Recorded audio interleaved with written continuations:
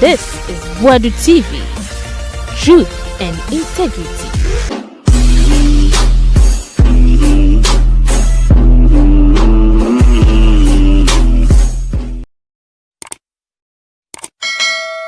Boadu TV sunye odofo yemamu nyina akwaba evambraso na de tie ne se oboase eye resident ni sojafo clash no ano ayden me no kase nipa be 10 9 10 na tona na mo sedo na ya Brefo onim se ne nua ne Kojo smart nso na sisi aye bono so bo se ono hoka ne Kenya mebunu yesa na ya akasa dia fasa asem no o se wo sofo ka che wo se heaven e kwan da ha read the Bible no na ti ase ya nsa na one sofo ya adwen enye se sofo ka se heaven kwan da ha na waso na wodi nachi o ka ma na bewie se ense chofo so sa nye se ye ka che wa suru na yodom na wodi chi sa na wakona koye ene obewu se na wawu ya in fact wakasa ye ama utimi wone kasa mu se ya smart kan no na ninje ho se ni nua smart e kan asasem no se video na cho se enche yo na ninje ho na ka kum ye jin kwakwanu eti na ya Brefo no na say me say social media e deja and ten kase na e deja. Look, we spoke our mind about it. Mon country Quesinsia knows me very well because he worked under me some time ago. Look, ya tradio ye srohe ni ya trea adwene obi aso ni wa trea sa na pa sorry abeka say wo sorry amen kase fafa no way. It doesn't happen here. Nobody has called me ever to tell me say yeah man kase fafa. Because maybe you think in your mind, you think somebody or some station is politically affiliated. It's to me, man, I mean nobody. It's yet try to start baby. Obuase nkomo eba enu ayedi hu nkomo. I told you my mind. Make I say to the be a nyafu to obi an ye de adwuma fa wadwene ye adwuma. Ya kura ya ka kire otufo me ka kire say to the be kura ne to wedru amawa. Me to ma no wo san kwa akosi a kire na san ya research. Me Bobby be the wrong ho kire wa fa wadwene ye adwuma na wo so si a kire. Do your research. Everything is on the internet. Apart from the internet, you can go to the environs of the place. Besame you get information. Don't sit there na say be won trust na wo mo be enfidu issues. Na wo fa 19 nya adwuma gene ho. Nyame di nyansa ma wo se dwene. Ya ka kire so akwa asore dem no so for Bible no preach kire wa. Look, open the Bible. Read it and ask God for understanding. Because even some pastors can manipulate, some pastors can misrepresent Nankopon entremu in the Bible. I tell you for a fact. And to kwatra so dem na so for se enye ni nyina na yefa tie ni ye na wo afo adwene to na kan Bible na bampa ye se nyame ma onimdie na te Bible na wo kan na se be ya odi be ya adwuma nyame so for se na odi etre enu tie bia obi ti wada ne so for se ya mun campaign ma wei mu ni wei ati na mu di etre se be wo ya sa wagimi se be me de aka ho. You have a mind. What train so for can we ya adwene ho me ensa sai si etre kai Bible, do some references and then and this of what you fa yenko so for the benyame ye nyina benyame but obi adwuma no it is a job nyame efra so for obi but nyame so obo ye nyina in his own image one trace so for the moja na nem no black and white. I'm saying this and I'm not saying because of that. Don't listen to your pastor. Yes, I'm a patron. Yeah, TME, be what me kasa. TME, and don't go and misrepresent me. They say, who tears off for? For Kenya Mia Giatron, Mom was so for to home. Go and read the Bible. Seek the face of God. Nenya and Tiasia video catch on likewise a media person. And Centroni bino Casatra Nadia yet ye. And ya kwamo ade wunti na be bia ebeka bia na ade etire sa wunya dwuma nya da kwam de wunti asem bia ebeka bia na ade etire wa so tena se susu dwen ho kekase ani and fact are fact Facts are facts. So you should be mindful and careful. Even on our platforms, sometimes when people write things, I put my mind there. I tell them my mind there on our platforms. Go and ask them. Sometimes when I meet them outside, I tell them my mind that this thing you are saying, I disagree with you. And the people are coming to me, yes, I'm my captain. From wherever we've worked, no. Yeah, Kasawa radio, TV, so I also speak my mind. Because I didn't know no kutrim na wo yanyina menya kwada o sabe my adwuma we approve you for nothing at all. I've worked and worked in with some presidents. Me yes a journey na kufuo come on Rollins ya president let me yes a journey kufuo time me say John Mahama Nanado if for nothing at all.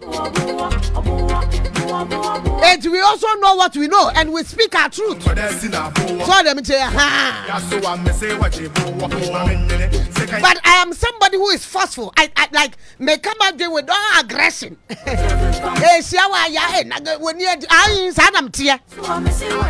my mama didn't mean cast them in trouble. And I mean, didn't try because my person didn't try now to me. And he says, "Some come with him, make with him, madam for no crime, make with him." That no me koka obi die madam for a friend me say ah na say madam na me say ayo na mama be a me hu ne say ya metre matwe. That is why all the presidents, they are all my baby boys. I am enough for. I am aligned to all of them. You work for my friends is here or for your trainer doing trouble. Hey, I had to friend me that then two mess me. In fact, my Rollins, what you say, Rollins, name. On one na December be 31st December be anu who ye ni ama me biom no ma me bro nya de me kwani fie kwa je na ire na nakuna do age my Rollins we want peace FM anu me na me friend na no ofa no ye kasa on radio so look we have experience indeed. President na do dan baby owo bia no wo ko program asia me to me bo wura ho ne ko interview what you mean John Mahama His Excellency John Raman, one who cried a message. No, the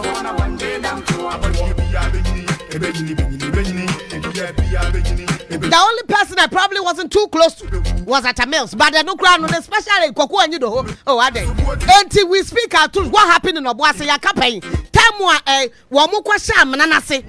I mean, I didn't see one side of a coin may appear. So I move free another side in Pierre. I didn't try Galamsey for look. The word Galamsey is not even a correct word to use because it means that you are not legally binded to do a yagal a juma. Assassin Juma, wouldn't who quite me, my quasasiasi pain.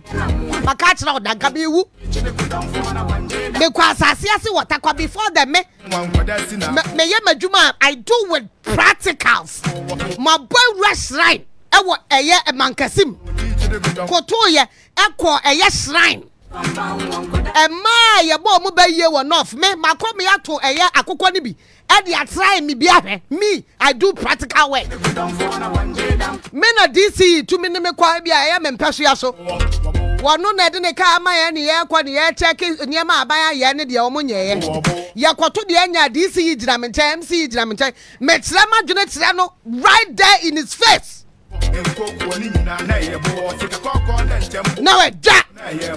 But that is our job as journalists. You must speak your truth. So my truth this morning as I speak to you, for me, look, I'm the gold bow. I know gold dealers, meaning small scale miners. They want now for 4 make a campaign my be authentic be MPP ni madam for pardon no make a dress in Pieso. A campaign man because who are assembly woman. It didn't make me an MPP person, doesn't make me an NDC person. So I know a lot. Me raw me no chele.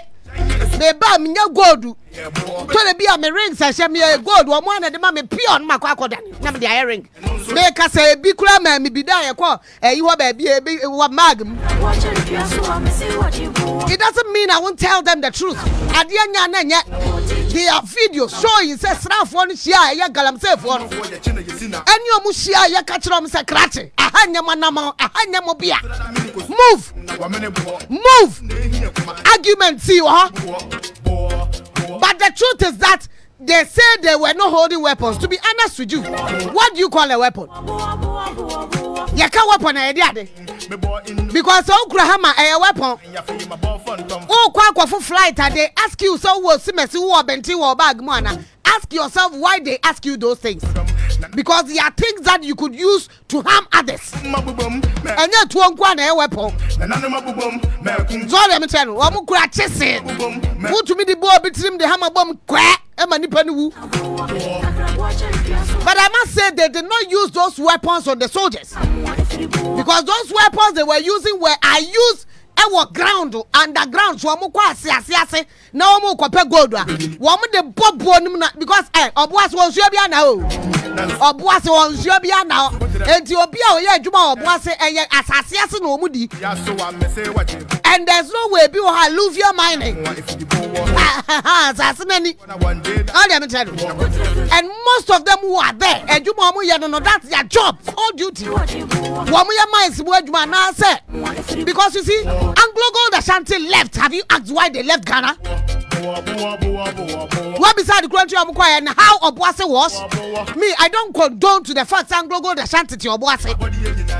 Now Obuase gold AngloGold Kasi Antese who rob Obuase as ye Kurase.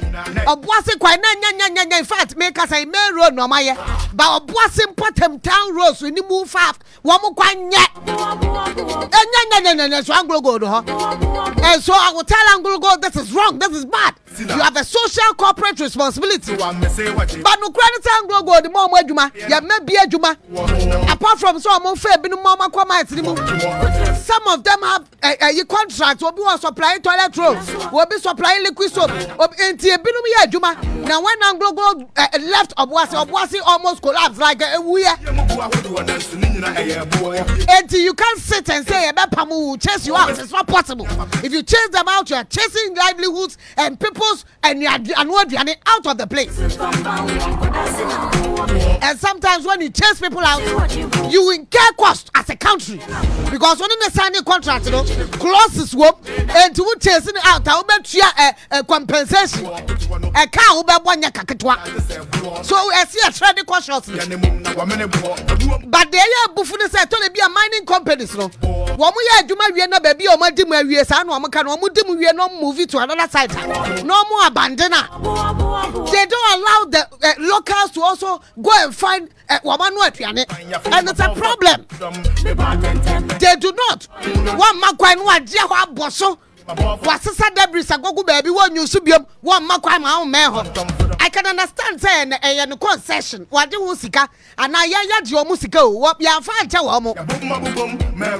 And to say I'm paying for the Sabuamunian son, quite let to say Johannesburg and paying for. Now Johannesburg, but not just say, no, Baba, my so what? What better do buffer entity him? What no better signing contract, bet me up benefited citizens. No, look, across South Africa, there are some parts that is terrible, nasty. But there are some parts I would do as well to America. I'm telling you. Yeah. South Africa, yeah. Enti nyame ya good ya ya see fan pesi kan ye nye ye ho ye wo Ghana ha enti se be se ye ne ye gimi eni entumi yankasa we are not able to find resources to mine our gold as a country. Now omo ewo bia be kwa kwasiro mo amaba look a lot of the small scale miners even have to call on the Chinese people to come and help them do their jobs. No kura no because ya nyuru hunu say ye miensa ye kabo mo ebetimi ayeye wo bia me Entika small scale miners bed do omakomo abom di omsika abomu a na ene oma say Ibrahim Mahama he has a mining company. But you see Ibrahim Mahama ukwado ho no wo Brefo bed ye ho na atwa no hia because they have the knowledge. You understand what I'm saying? But if you are mining in a place, you should be able to be concerned about the people who live in that place. You should be concerned. And it's almost school our man be apart from one casa mouse or babet be a cobi so was carpet in the atria. But the fact that you are hungry, and come de wa wuni adwuma ye, and say Boadu obi store de kwaje kofa aduane di, it is wrong. The fact that you are hungry, say bi obi abeware wunua. Watua ni tisika, all them say. Na sabe won to atopani ye woni wunua ni ye a fa cheme. And say wa kofa de na ne nyo. Because we japade enti we japade no a obi abeba ho ka abefa no kofie no wonya na dwuma yi a wo koje no de aba ba force ye get that. Traditionally, culturally, it's not done like that. Who to me kofa unia na nye yi. So obi akoto ni concession, who to me for force, you have to tete-a-tete. Talk to the people. Ahemfo ni na edi muhamo, abai na edi muhamo, abai na edi muhamo, ahemfo na edi muhamo. Somewhere somehow AngloGold Ashanti also has some corporate responsibility. Yeah, one so one no. Okran say asoja for no ma minimum. No ma minimum go ma guoma ni ma say. Abatu abra ma guoma ni ma say nti ma minimum. Wo ma mini ni pa ba ko. Abrantie no wo mo ji ni tuo no. Wo ma mini no. Wo ye galam say ni. Wo ye galam no ma mini wo mo pe no. Ti ye ya wo mo ye say wo mo keka bonu ma mo keka no mo keka ba he no mo keka ba he. Wo mo keka ba he no mo say sa som de. Yeah? Apo man. Na me na do. Ya tibon koso. Enimi. Sabi yen jinjimi. We reason na anope maminchi etefo. Na me etefo. Wonya wo hunta say there. As a people, as we sit here each and every morning, we sit here knowing well that they as our listeners are discerning. Yes. And so we cannot in any way bring them in quote rubbish. Because some of them, and most of them, I dare say they trust what we preach to them. Yes. And so, Sabi, if some of them were a T-bone coffee so, not someone, they can sit and say anything. We don't deal with our listeners in that way. No. Sabi, you're discerning. And before they speak, or you won't share. Yes. Yeah, if you have me bang. Ebiana Sebio, those who are talking, no, they know themselves. Ebiana, one stations, no, they tell them what to do. Yeah. They direct the presenters on what to do. If you have nobody from head to toe speak to us to go A or B. No. They know our capabilities. Yeah. That is why they've employed us. Yes. To serve our listeners. That's it. And to Sebio. My young country one day. Your editorial policies, you know, or you want to watch what them. We do that in tandem with Umwana would say, and our discerning listeners, they know what we do. Yes. And to Sabi, one of some years so do. But look, another. We called Evans. We spoke to one of the miners. Yes. And we don't just speak to any other people. We speak to people who matter. So that when we are serving our listeners up, they get first-hand information and authentic information. Exactly. That is what we stand for. And to Sebio, if you have your editorial policy, keep it in your pocket. That is what we deal with. Yeah, but on this issue, let me say this too before. Thank you. Mamenka wahano bianti say me were issues with AngloGold on how they are mining in Ashanti region. Everywhere we do. Not just AngloGold, all of them companies. All of them. How they do their work and how it affects the community. All of them. And how sometimes they shed their social corporate responsibility. Of course. And how it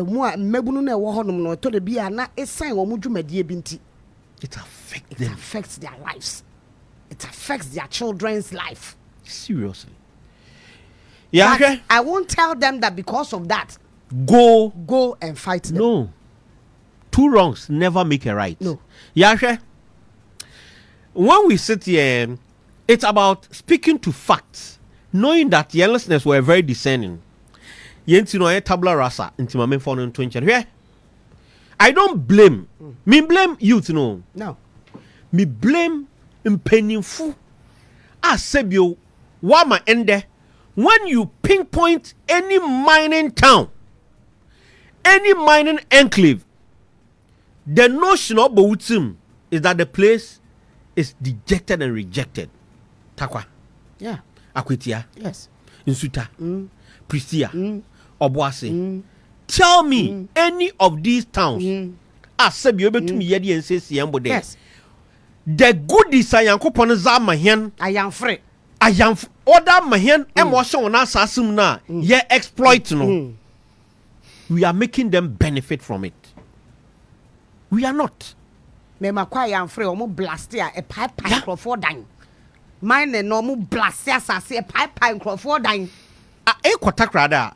there is a boss bi wo kwan no do hɔ onye takwa a boss bi wo bi posu area hɔ de oye quarry enclave yes where blast na question crofo na dem want but in painful to krum when the youth get agitated people will die but it say them crofo gina ho na work no men ka de he so bi se na e down no abasam no see there are remote causes to issues yes and that is what I believe that this issue awaits, you know, it should be a wake up call from paying for to begin to act. Look, politics kakrawum. Yenyim, we know it. Politics kakrawum. We know, but doesn't mean that because of politics we throw our conscience to the dogs. Never. No, we don't do that. Never.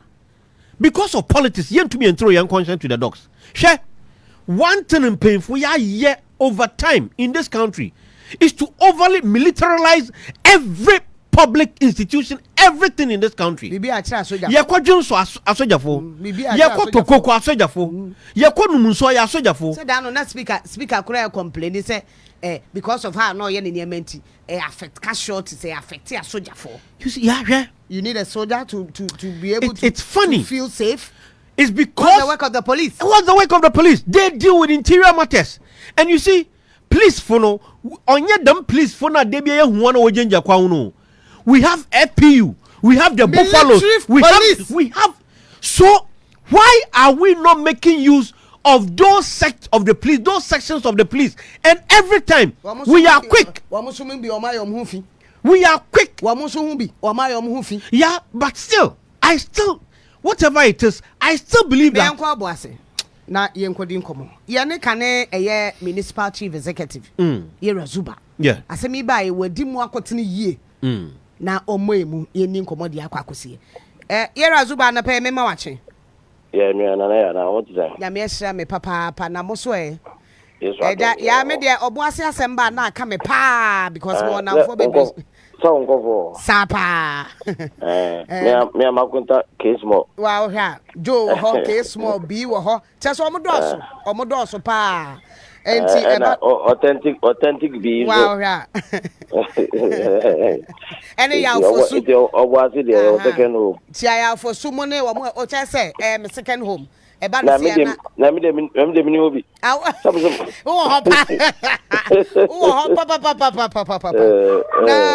ye na wase ne wadwuma pa enu a wo frase esa wo ye wo ho no mo tell us the real story and what happened wo boss yo ya de mekani na ye de ya tete enam ze nkwa anen kono ye nya won pufie bia ena ne ye ne hobi the investigations in the bit metre at the airport here is see back there yes it is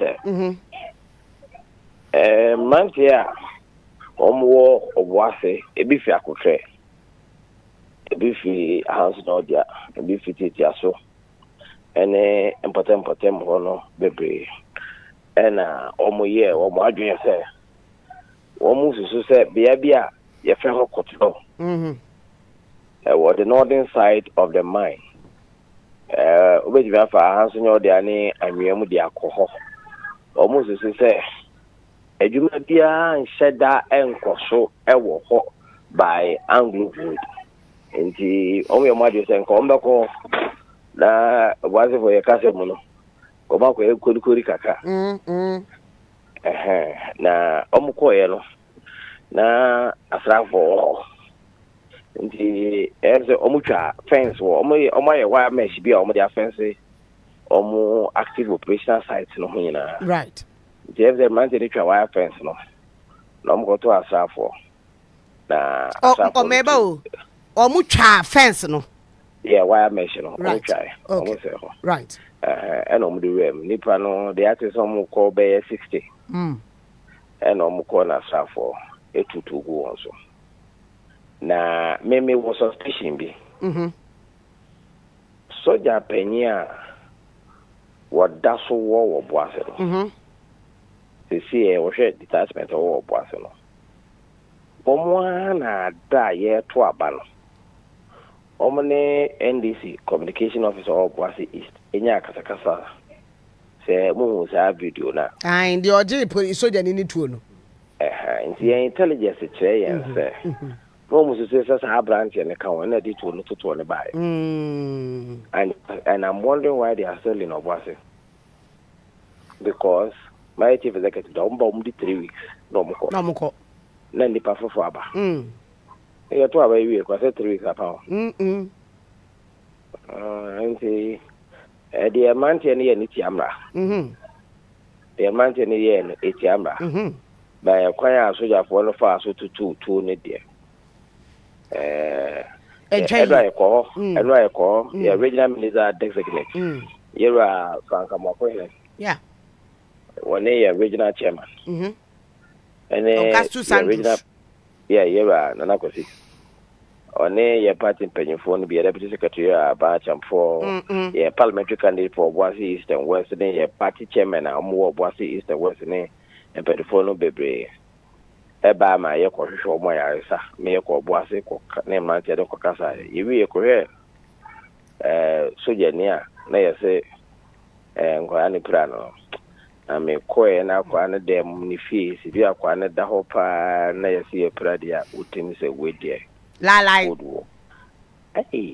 soja ni e to abo no MRS okumase ya fa na nko AngloGold Hospital wo ho ya fa na nko governor ji wo ya fa na nko e dia ko to no dem a obo ase oda ho ye operation se dia bi a teacher ni nai kuro se normal mti me ye sure say investigations na di normal ba na areba kwa yes say right ye nyane nti yes AngloGold e wo drone footage of exactly what happened. Yes. And the other say a soldier for no say a man tell than here to go almost. If they don't footage, you know what they are. See who say a man tell to our more than video the intimate.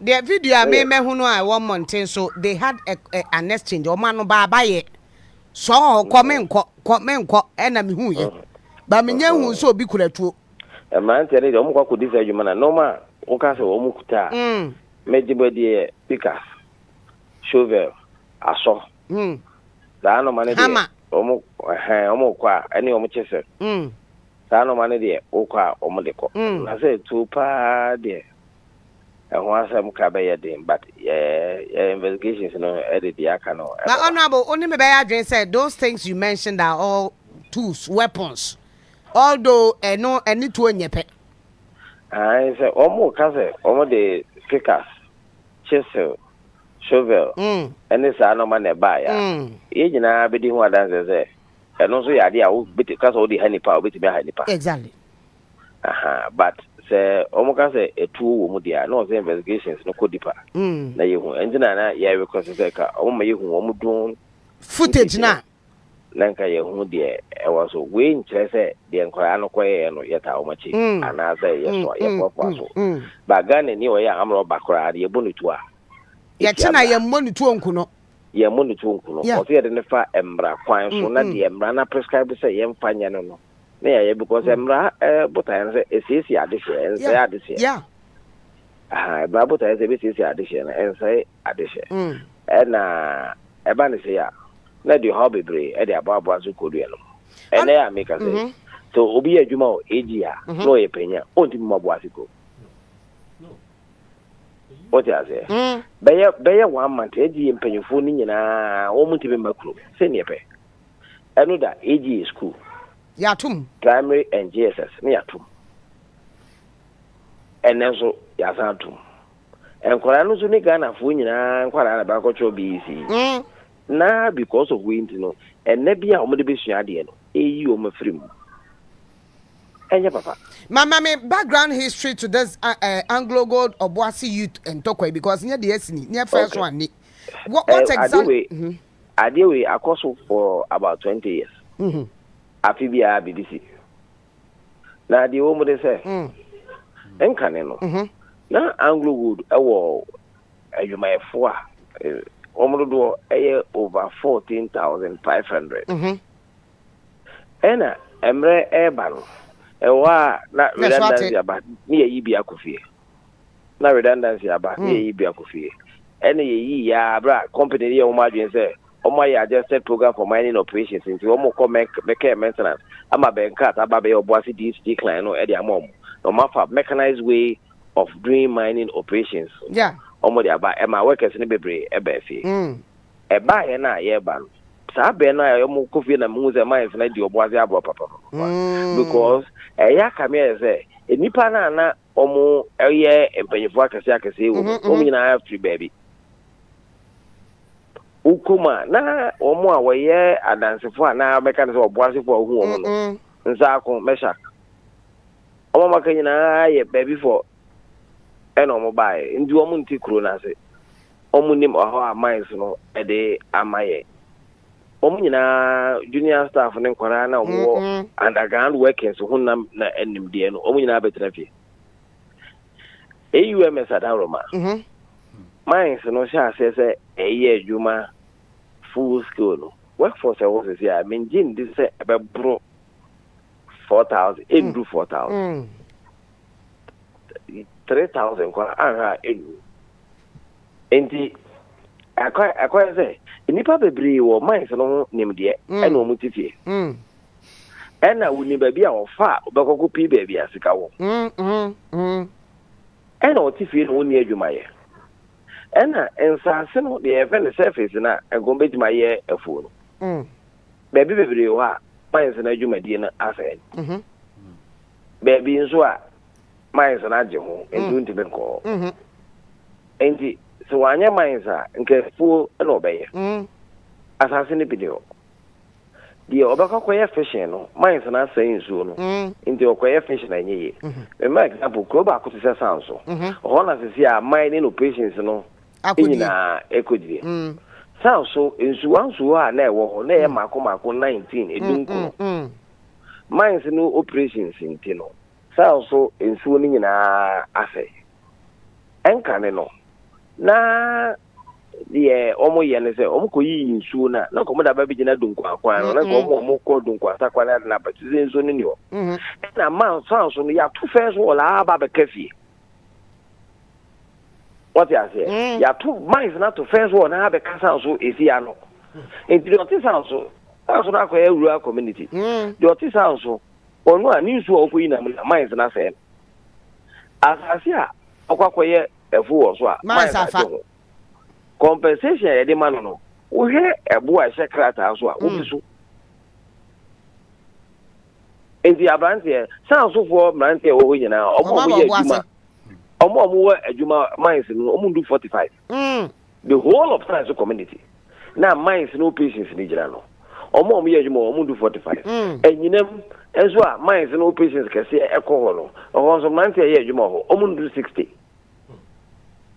but what you say? Let you say, pa. Yes, I be a mines. I won't want every baby, abaji mines. It's Cromana or more mines room in any juma. When yes, I say, okay, but any or more hard, they always okay. Metifa, menya go big a crabby. Na, so the ababitia, mema school fees. It's your more casabia. Yeah, room where I was a couple points. Make a couple points, and ya need the end. Could you be a human? When you points now, when you 200 cities at Tonoboto, that 200 cities of a baby, you bet me a pay good kakra so je ne ogina ho no wale be ma no obepe bia ma no enkwa na ka so ko bo point so ko kutua 200 cities ama so je ne ogina ho eti wo so je ne a wo ko gina ho se oji 200 free nipa for wele ade chi assess beba ade chi says ne ko mo so baka so ye ko bo point so me ye kwe eti ade chi afọ beba beka oda ye 10 and to encouraging is that is why it is important that soldier for the power. And the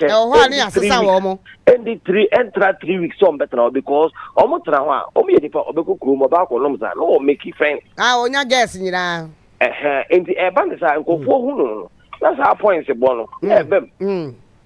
Well, and the about could do a brave panado, so now you almost have not got a idea. Abbey and the Abba. Na adie ni nyina ene se o se transmit me ye MC no na adie na me kapa wo hwe abra AngloGold Ghana ko arbitration na ya favorite be de chiro me din kwa na nam me din kwa na nam enam rate no na ma de bia na masama na me ka ne se ewi ase adie a wo twe ne time no ete a de o haba Ninti ye fe bi compromise. My mama for who arbitration what it means. But say my mama for a mutie who arbitration no de wo partner. Arbitration yes say. I'm going for the Ghana by court. Court ye NCC. Or would the equal court NCC. The asrafwa abani omo ye hye eno. Abai ada ni sese ye no so ama asrafo no wo mu etwe o mafiri ho na ni nyina ne fa pemene se me maka se AngloGold mines no ema bebebi emfa mamrantie no na mentwe o mu free sa ebia ho na me fa mo ho bai no mu ntime nya sa adwuma no enti o mu so se na me se me stress ye mam bebebi fa mamrantie no nya adwuma na almost won't be anything ya train asoja for no free ho almost am ko do am ko boy ne papem ni nyina no na ya ade started 2006 2007 afibia esi ya tibuasi yenim se baby te se kaso mo nya hwe wo what I say confession e wo so e modia ampa but even baby am we active mining na maje fence no e wo ho no kaso enka ho Kaso offense na chi. Yenim say baby to say jabusu. Onye active mining bia wo. It is a man here be ba mo active mining site no na e dey have ba. Ade na ye ne man ti ni hia na omunye cooperatives ni register wo. Ni ahwe omu leaders ni amom numbers. Ni ya pe mine safety engineers wo mine sinimu wa sa bia no ye de ba ma wo mu.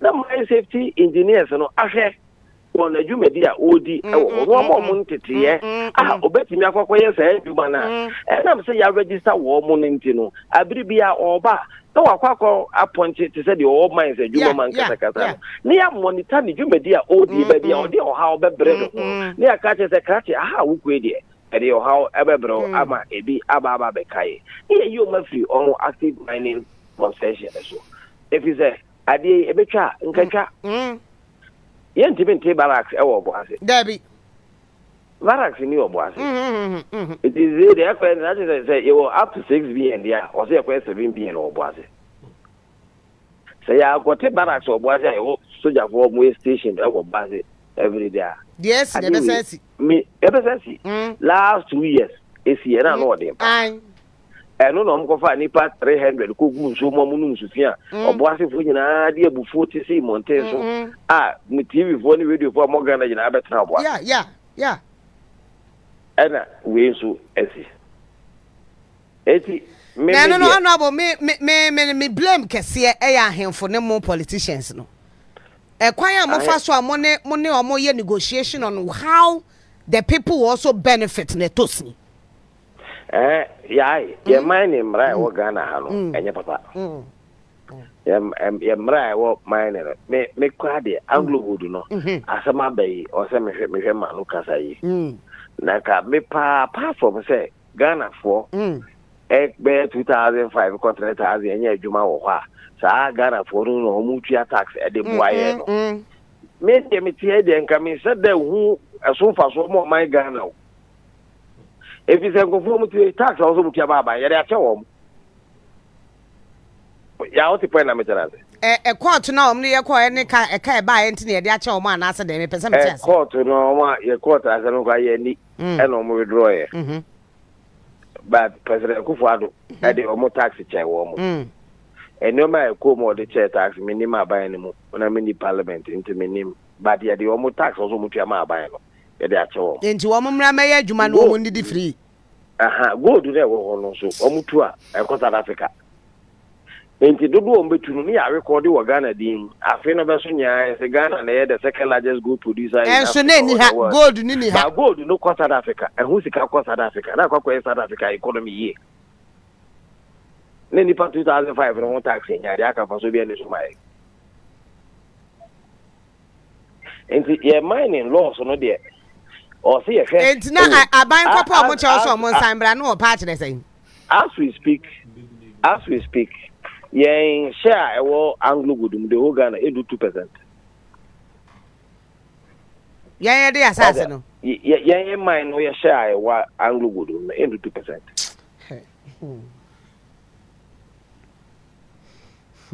Enti Ghana mrano ene o se ye hwe ni ye. Menje sure say mining company bi wo Ghana ha yen value e me bobu 13%. What you say? Eti na onyame akyeye agudie. Ba na ye de mrabone ama aman bi so na efa. Enya ho faso ne ye nya bi ni. Na ye nya bi ne nam ne ye bo abesia. Ona bonti community mining na eye na na dodan kwa Kufuado aban de ban ne ebi ama obo ase ho. Community mining no obo ase no say everywhere is owned by AngloGold. Na ya za community mining no kwa apu no edo na galam say the community mind no ye galamse eti se kaza ye galamse se nso ne asase a sa community mind na me so eh but what enti sisi ya kwa na ye ba because ade we yesi o ya ka ho asem da na wesi ye kan enu ade na say si tese ase sabi ya jimi ye ntumi nya hore nyame adom fiti na nsan na najo ya force ya ne mrantie na na ebufo wo mu ni nyina kasa ma em se ebufo no abafo ebufo na abafo ma eduoma na nka yesuru se bia ombesa ese no ami adom ko ya reja chairman ne mantie ne reja minister designate so ne mantie ne kasa ye no o reja minister ne sre wo mo se afi no aba o no ti apatem yentutu na no kwa na yeso no nti opo mo che mo ma na djuma no enye de ma no na me ye sure say ombe hunu mobo na de said ya o de two wo manim no omo etie and in fact kasa regional minister David ne omo kasa no e mantie no akoma eto wo mo yema omo dira no so ni ama bekale me gidi say bia boni bia ensie e mantie no hu regional minister and say omo hu he's a young man nti omo feel say onu so betime gina omo na mu yie aka omo asem e dia omo nti omo so omo hwe no sabe nti empire be bon say regional minister be go through the vetting process no nya approval na to me be din za ya rekwan pa ye betime atoato adwen na ye ne ya hemfo a ewo na da se na hemfo ewo na dibia se ne na go kai hima ne ya hemfo na atuba se ne ya kwasere omo no mu na aboaye na ya kwaso ne man tiara kasa ni ya hwe se ye betime nya adwuma fufu bi ona bo adwuma bi ani obo ase ofufuro bi ani ho mines na AngloGold for na ese san ne omo tenase eni omo kan yie na concession omo ewo no omo nya ho adwuma no ye be ma mrante ne ba bi edidi tie this is not too much of anything they cannot do. It is not. Yeah, said I know the medical catchers I know my kanya maneka ma copy arbitration da enti dia wokano me ma dwene wo nyina agina prakope na empeni kasa no e wo ba bi e wo Matias Matias pa penny wo kasa wa we ya no akose akora bi nkura bi amana akwa de ni kwaso wo ye enti penny dia yesre se amantia no bema o makoma kokom me ya yenhye papa bia yeah betimi abo awo amomoye Matias pa ma me na wase na ye be sa ba ho mo kwasra omo a omo yare ne ade ne omo prepare ne ade bibia de na kwa eno ya hwe ama for ya de start you one boy bright na ono de na ndi eno ye a bit intensive the regional minister David Ejina na so yes say Emma ye improve in healthcare no da right or confalache one right. The other three no are successful surgery ba bienu recovery ward ba so be you know call ward be fi say omo ha be fi say be yeda nyamiase na say still no ani pa nkono ba de aka de yehu omo ne yehu bi de nipa nkono no so me ma mienu ne mu ahomte me ma mienu yakọ na omo ayesi yehu omo no sisi yehu omo de the acquire and say, now be brio ha, about the identify on free was of Yacoke. And see, baby, brio ha, Muffy, Mia, a war was setting by the banners are, would you identifying them? Yes, right, it will become difficult, but it is so far. From the briefing that we have had from the security on the ground, and so far they've been able to account for all of them. And, yeah, now I say, pa na pay wo bre. You better ba back as time goes on to make sure say everything settles down. That's pa. Former municipal chief executive, ewo eye Obuasi. Better see any members of parliament. Your more honum be betimi edin komo brano. As time goes on, we'll go back into Obuasi because look, see, this thing is becoming young country and go for look. But I young can matia munti. His Excellency Nana Dankwa Kufuado. Why? It was AngloGold Ashanti is a big mine. Ye kasa ebia ko omuni Obuasi a Obuasi da because gold you may more Obuasi sorry. Yeah. We need investors, but we don't need investors who rip us awful. Yes, that we won't get anything from. Yeah. Yam painful wa buena bro. Onye Akufo-Addo nkotin. Successive government. Fit nananum koyabrodo. Yeah. Te Zubaye, Chairman Zubaye. Te Nsamoraka. On AngloGold nkotin. Are we saying that in this country, yenya some group of individuals to form a consortium? That is my problem. With expertise, obit there, you offend Jata will offend Ibrahim Mahama. As we speak. Minds or takwa. The expert Abrofrikitano. Yes. They've contracted him. Yes. It is his mine. He owns a mine. Everything that they do. It's not like Kwakwa Buami and you. Everything. And Ghana for before. Engineers. Look, I had an issue with the fact that Okoye perspective on Hine. Young for non bye. Yes, say John Muhammad Nuenti. He's a Ghanaian, he's a black man. And they are Zambia. Who is mining the entire Zambia? Their copper. Who is mining it? It is Ibrahim Mahama. Because he has the acumen to do it. The know-how. And so Abrofonoba in our Wobenya contract, no, they didn't bring any Obiaren Fiabrochi the Ombra na Omba Bono. They've contracted him to do it. In fact, it was Kanibipa or Gan how he was cracking Ibrahim Mahama. Of course. Onuna Dano in a car say a what the fuck or modify a plane Coco in ya can the point to Copayan. The Diba Mitima Neko. Yeah. And what I'm saying is that he also has knowledge in mining. Sam Jonah. Open Sam Jonah. Yes. Open some into here. We have the men in Ghana. But Minimad Kunta Oman Ghana. We are always not forthright with our own people. Yanka say naturally Ghana for Nanka say your problem. What's the man issue basi? There be one yen on in Nuan yet. Now sending you and may pay. Your problem, look, me started Peace FM. Madam for the Yakunedu. A fear do chuan. Ye me and Sunny and Antepa. Ye, ya didn't see a bear saloon. Nay, Jimmy. Saying na be kind one bomb near the Sika bomb near a saloon. Big one. This. with your name. First choice. Ne jojo bua bi wa danso man. In fact, the na unu danso man mata heko. Any kaneshi. One store. Sa time no. No onya kese say ye nei. Wa sit down. Big time salon. Second image. Ne tria dabra keketua bi. Ene or your beauty a parlor like or your school. Ye ba ya ye hunu no say adwuma ya ye asensentrofo. Ye ntumi fe no nko anya ye e won kra ha. Wo mo kra de o mbeto me. Ka ebeka ye won bom ne atumi abie shop kese. Ne afa nkrofo mama ye no. Obi akoye ne de. Egu ye fancy. Why one store we are one store. Ye me ese nyina. Egu nti yenko. Yeah. So the issue has a root cause. Me pempin for chow. Me rapper me pempin for chow. One, yen demilitarize ekwane ye fada.